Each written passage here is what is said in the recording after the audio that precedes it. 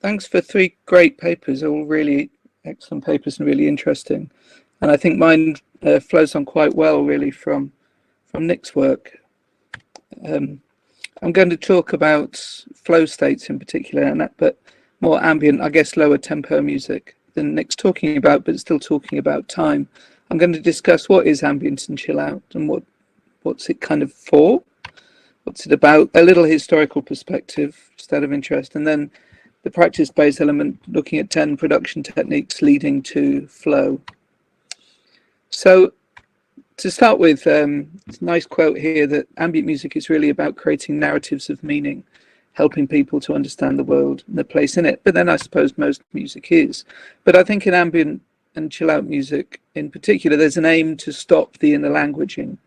There's an intention to change the way that we relate to time and the way that our perspective of existence, I suppose, flows through time. Lamont Young was a composer who looked very much at this subject and was an early minimalist and kind of ambient composer. He was interested in understanding the relationship to universal structure and to time, and looking at where do we come from, why we're here and where we're going. And when we're making music, time flows in particular ways, as Nick's just shown. And where we are, where we're going, that's indicated very strongly by music. Interestingly, in English, we have one word for time. The Greeks used two words, both of which can be translated as time. One is chronos, which is quantitative time, the time of the ticking clock I've got next to my screen, and the time that we live in mostly nowadays, day and night, hours, minutes, and seconds. Kairos is another Greek word for time, but this is qualitative time. It's the special moment in time where we lose track of time, or where time seems to either stretch or compress. A moment seems to take forever or be gone in a second. This is perhaps partly due to what's called entrainment, when two oscillating systems are coupled. For example, when people start to clap, they often clap in time with each other.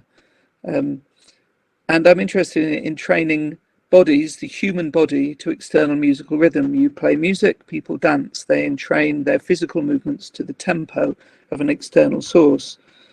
And disconnect from chronos, the ticking of the clock, to the time of the music, engaging with a kairos sense of time. And I would suggest that musical time is very much focused on kairos rather than chronos. Silence and darkness are things that can disconnect us from time, but so can overloaded stimulation, but so can silence. Sorry, so can stillness. So can absence as much as overloading and too much. Much of the time in our lives, we're separated from one another. We live individual lives, all working to our own clock, and we seek a way to connect to one another. And if we find a way to bridge the gaps between each other, we can find that our own internal clocks that are all ticking in different ways and working different ways, our own attitudes, slowly will come into time with each other and will become synchronized. And that's, I suppose, one of the things we're looking for in a nightclub or in an EDMC context. Cognitive psychologists talk about this and the way that entrainment works. And it's absolutely fundamental to how we enjoy music, how we live our lives. But in music, entrainment is a vital part of what we do. So usually when we're in training, we entrain to a rhythmic signal of some kind. So as I say, if we hear a drum beat, we might all dance at the same kind of overall speed or tempo, with the same pulse, with the same rhythm. But what happens if there is no pulse? What happens if there's silence? What happens if you musically entrain, but you do so to something where there's either no rhythm, or the sense of pulse is disrupted, or there are multiple existing time frames, perhaps in these transitional elements that in Nick's music, or in ambient music or chill out music? Well, this can help in disrupting our sense of chronos and help move us into kairos, help us move into a flow state or an ecstatic type of trance state. And I'm using flow in, Chick sent me highly, I think I probably spelt that wrong actually, he described flow as a state in which people are so involved in activity that nothing else seems to matter. So music can disconnect us through entrainment from our everyday experience and connect us to other rhythms, to other people, to other cultures, to other spaces and places, and help us to achieve altered states of consciousness. One of those altered states classically is a possession trance, which is characterized by moving, by lots of noise, by a crisis, by overstimulation. Well, ecstatic trance, as defined by Rouget in his classic book on trance, does kind of the opposite. It's characterized, ecstatic trance, ecstasy, is characterized by immobility, stillness, silence, no crisis, sensory deprivation, and often recollection. However, that recollection often comes with a disruption of time. So rather than forgetting altogether, in a possession trance, if 4-hour kind of drugged out session on the dance floor, people might not recollect much of what happened because they're in a kind of possession trance type experience, a very involving trance experience that takes over the self. Whereas ecstatic trance, there's a sense of memory, but often a loss of time. So often it might seem that you've only been there for a few minutes, but you've been there for a longer period of time, or vice versa. So music is a kind of social technology that can manipulate time, and there's a long history of this. So to move on to talk about ambient music and chill out historically, I think is useful. Just like Columbus didn't discover America, Eno didn't invent ambient music. Eno describes it for Europeans for perhaps the first time in an essay. There's evidence of ambient music from up to 40,000 years ago, and it's something that helps a sense of malleability. And these sort of altered states and musical meditation, I suppose, seem to be very ancient. And they're described by other people, I mean, in different ways as ambient music. Tag talks about invisible music, Kasabian about ubiquitous music. But anyway, this is a flute that was found in Germany. It's 40,000 years old, and like many other flutes from a similar period, made of vulture bone and found in a cave. And it seems people played these individually, probably on their own, in the wonderful big acoustic of a cave. And having been in a cave while someone's playing one of these things, it's a very meditative, soft, quiet experience. It's very ambient experience because the sound of the cave adds as much sound as the flute itself. The soundscape helps to transition us out of quotidian time and space, and that transition becomes easier. One is moved from the mundane to the supranormal, another realm, another time, as Becker puts it. I'm going to go on to talk a bit about the history of ambient music because I think it's kind of relevant. But the roots of ambient music are very ancient. And I talk about some of this in a chapter called Ambient Music, which you can find easily enough. So the roots of ambient music more recently, well, there are many, of course, in religious contexts, whether you talk about Tibetan chant or Vedic mantras or Christian chant as well, if you talk Gregorian chant.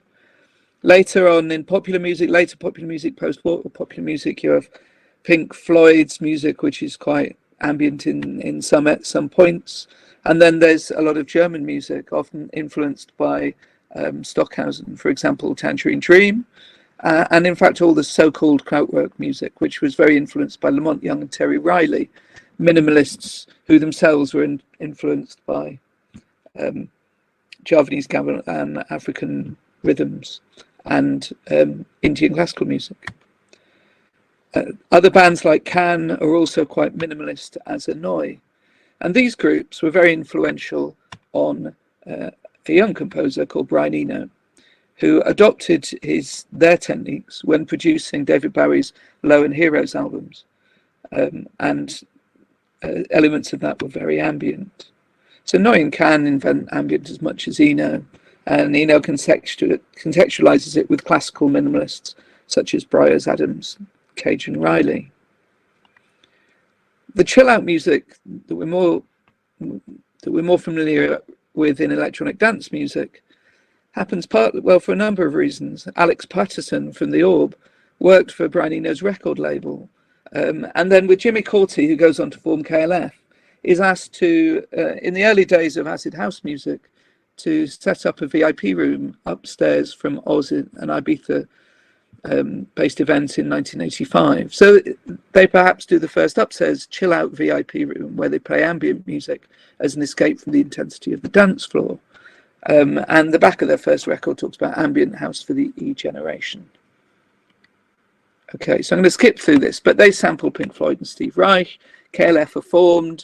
Clubbers dance to these in these chill out rooms. To more down-tempo music, taking a break from the dance floor. In Ibiza, the San Antonio Cafe Del Mar Cafe actually faces west and allows people to listen, to watch the sun going right down, and a whole stream of chill-out music emerges there. Later on, chill-out, well, psytrance especially, but lots of EDM festivals develop separate chill-out stages. And there are whole festivals like the Big Chill and Samsara, where the main stage is chill-out.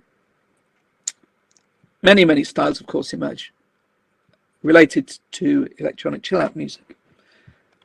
So I want to move on to talk about how I've explored this mostly, because although I've written about it and I've integrated practice-based work with written work, historical study, cultural analysis, looking at scenes, I'm interested in particular about studying ambient chill-out music by making the music itself, working from the emic perspective, doing autoethnography, practice-based research, and completely focused on embodied phenomenology.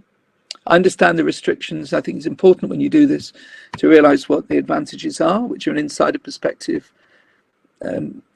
not having so much interpretation of someone else's scene, being connected and embodied. But the problem is, of course, that this can be self-indulgent, subjective, and hard to verify. I think most of those negatives are true of all research, really. And I should say that this sort of work has really been quite common for the last 25 years in my PhD students, undergraduates, colleagues, other researchers. And of course, it's hugely common in science, medicine, fine art, etc. So 10 musical approaches that I've adopted that have aimed to achieve this kairos, these flow states in the music that I've made. One is to use drones. I won't play an example. I don't think you need to hear an example of a drone, but I found interestingly that when I played music that I considered to be really quite ambient, when I tried to put that on a site which was an ambient site, it was considered too upbeat. It had some drums on it and therefore wasn't ambient music. So for some people, that is essential, although there are no rules in these scenes, of course.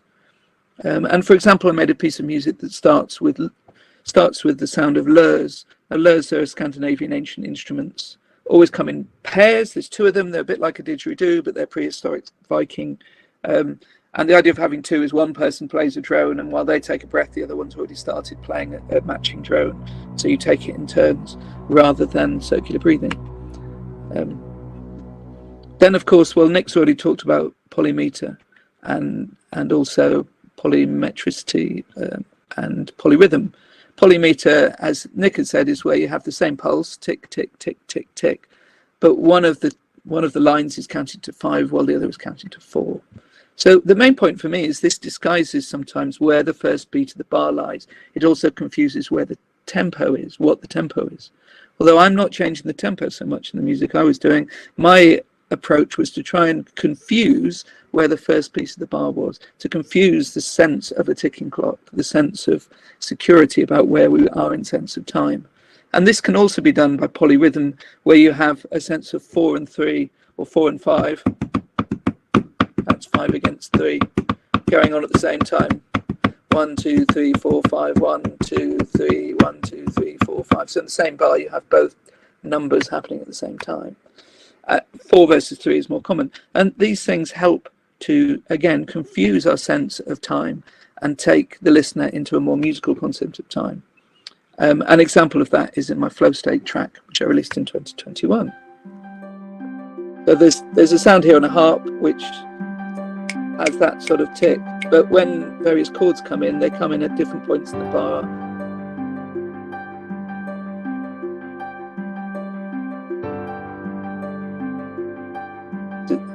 So the idea is that the chords don't come in where you expect them to, and then you're not quite sure what the phrasing of the music is, and it takes you away from a understanding of tick, tick, tick, tick, tick, tick, tick, tick, of knowing where you are every 4 beats, having a marker of saying, I'm here, now I'm here, now I'm here, and that being regular.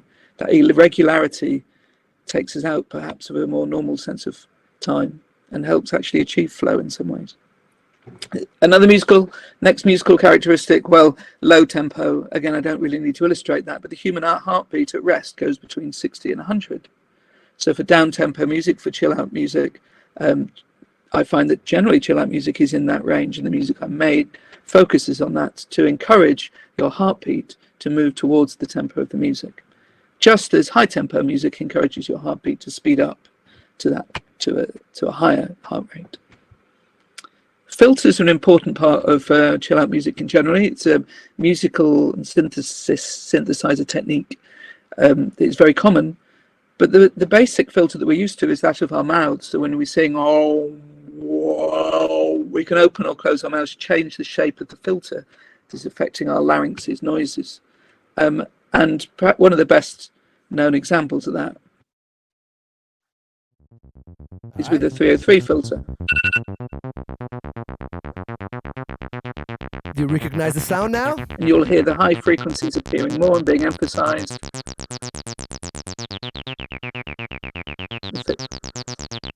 The filter closes, the high frequencies disappear.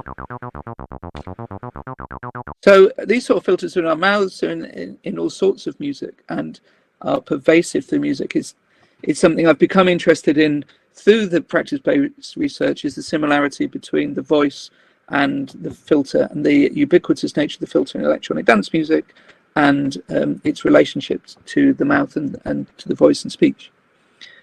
Effects are, of course, very important in this kind of music. I'm going to rush through because I'm out of time. And two main effects are reverb and echo. Of course, Lee Scratch Perry added a lot of these effects, pioneered adding these effects to music, to stripped down music. But I'm going to play an example from Adrian Sherwood. Right, I'm using the effects. I've got the tubbies. And we've got a nice big reverb on the AMS. He's adding reverb. And we've got some nice delays going on. We've got a fast.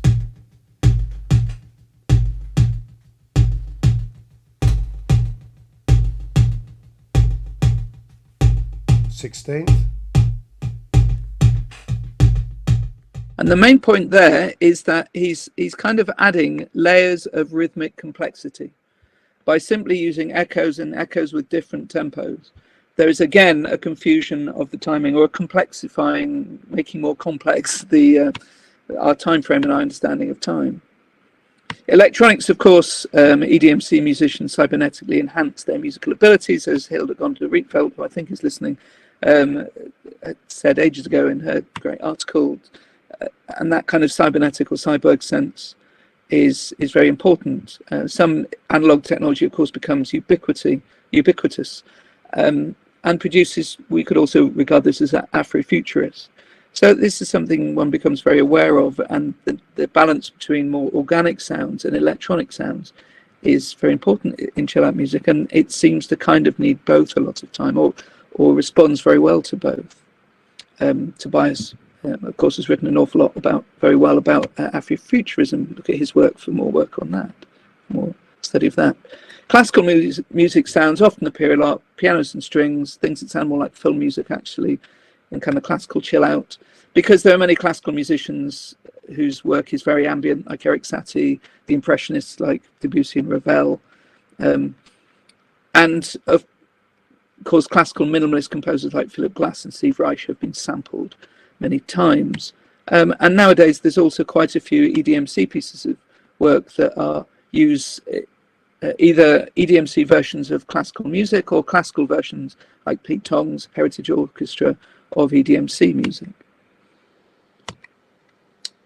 Another element that I've found very common and fairly ubiquitous is the use of ethnomusicology in different ways. In my earlier work, I used to play vinyl records that were taken from world music recordings. Sorry to use that terrible term, world music. That, of course, partly comes from Goa and various influences on chill out music. Also, the influence of various kind of world music and ethnographic research backgrounds on minimalist music and ecstatic and trance practices from different cultures. So in early work, I was kind of like the Chillage people. I was just playing records in, scratching records in, while performing live. In more recent work, for example, in the band I'm working now, Electric Sufi, I'm working with a Coptic Egyptian musician and a Sufi singer, Sarah Yassine.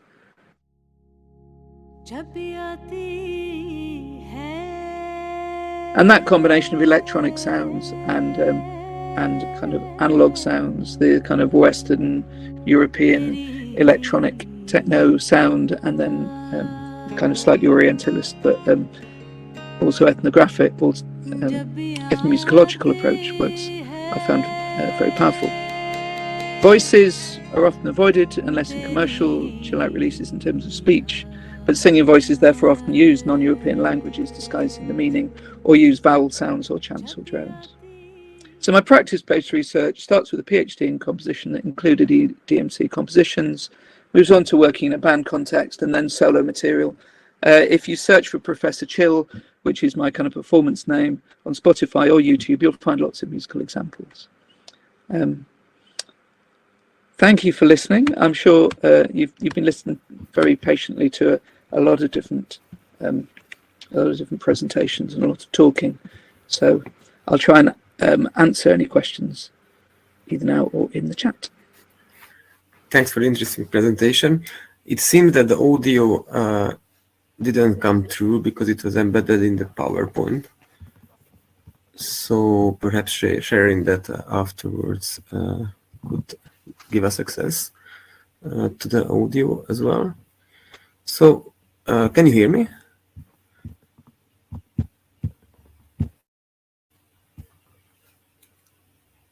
Okay, because I'm experiencing some glitches. I can hear. Yeah. Okay, so we had a question here. Do you think that the UK smoking ban had an impact on the evolution of ambient music and chill out? I think ambient music, well, chill out in particular, was very associated with smoking marijuana, obviously. I mean, it was, and that did make a difference. And a lot of chill out rooms have disappeared as a result, with people often having outdoor spaces instead, where often you can't have music because that affects licensing issues. So that's a good point, actually. I think that's very true. And so it's become perhaps more popular at festivals where you can have an outdoor space with music in either a tent or outside.